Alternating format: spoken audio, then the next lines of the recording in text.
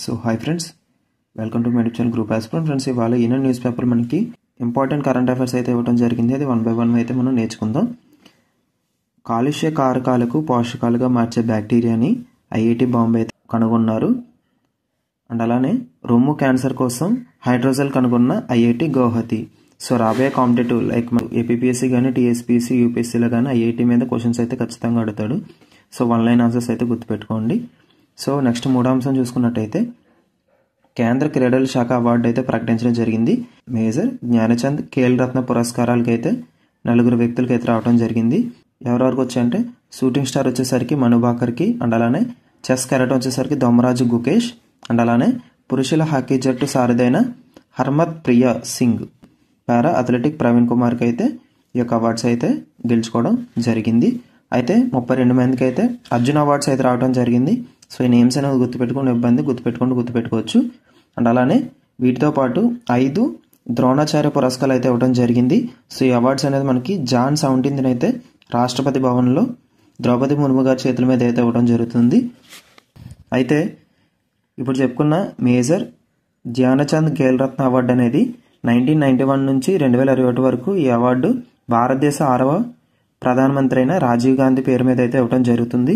So ఆవిడ time line చూసుకున్నట్టయితే 1944 నుంచి 1991 వరకు ఈవిడ యొక్క టైం లైన్ కింద చెప్పుకోవచ్చు. ద్రోణాచార్య అవార్డు అనేది 4 కోచెస్కి అయితే ఇవ్వడం జరుగుతుంది. మొదటి వాళ్ళు వచ్చేసరికి సుభాష్ సరణ para shooting, Deepali Deshpande shooting, Sandeep Sangwan hockey, Jeevanji Deepthi so para athletics. So వీళ్ళు 4 ద్రోణాచార్య అవార్డు అయితే ఇవ్వడం జరిగింది. అండ్ అలానే మౌలానా అబ్దుల్ కలాం ఆజాద్ 2024లో ఎవరెవరికి వచ్చిందంటే చండీగఢ్ యూనివర్సిటీకి అయితే రావడం జరిగింది. అండ్ అలానే లవ్లీ ప్రొఫెషనల్ యూనివర్సిటీకి వచ్చేసరికి రన్నర్అప్ కింద రావడం జరిగింది. సెకండ్ రన్నర్అప్ వచ్చేసరికి గురునానక్ దేవ్ యూనివర్సిటీ అమృత్సర్. సో ఈ యొక్క యూనివర్సిటీస్ అయితే మీరు గుర్తుపెట్టుకోండి. అండ్ అలానే ద్రోణాచార్య లైఫ్ టైమ్ అవార్డు అయితే ఇద్దరికి రావడం జరిగింది. ఒకరు వచ్చేసరికి ఎస్ మురళీధరన్, స్పోర్ట్ వచ్చేసరికి బ్యాడ్మింటన్.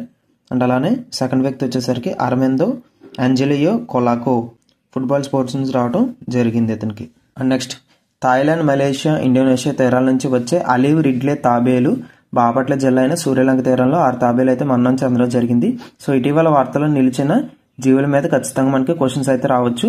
అండ్ అలానే 6న చల్లపర్ టెర్మినల్ 430 కోట్లతో వ్యయంతో జాన్ 6th ప్రారంభించనున్నారు. ఢిల్లీ నుంచి వర్చువల్గా పీఎం ప్రారంభించడం జరుగుతుంది. ఓకే. అండ్ అలానే రైతన్నకు భరోసాగా అన్నదాత సుఖీభవ అనే పేరు మార్చడం జరిగింది. అండ్ అలానే జూన్ నుంచి తల్లికి వందనం ప్రారంభం అయితే చేయనున్నారు. ఇది ఏపీ కరెంట్ అఫైర్స్లో ఎక్కువ అడిగే ఛాన్సెస్ అయితే ఉంది. అండ్ అలానే జాన్ 4th నుంచి విశాఖ సాగర్ తీరంలో విన్యాసాలు అయితే ప్రారంభం కానున్నాయి. అయితే దీనికి జాతికి అంకితం చేసిన ఇటీవల ఐఎన్ఎస్ నిర్దేశిక అయితే గుర్తుపెట్టుకోండి. సో రీజన్ ఏంటంటే 1971లో ఇండియా పాకిస్తాన్ వార్ అయితే జరగడం జరిగింది. అందులో కీలక పాత్ర పోషించింది వచ్చేసరికి భారత నౌకాదళం. సో అందుకని అప్పటి నుంచి మనకి యొక్క విన్యాసాలు అయితే జరగడం జరుగుతుంది. అయితే లాస్ట్ ఇయర్ ఎక్కడ జరిగిందంటే ఒడిషా పూరిలో అయితే జరిగాయి. ఈ విషయం అయితే మీరు గుర్తుపెట్టుకోండి.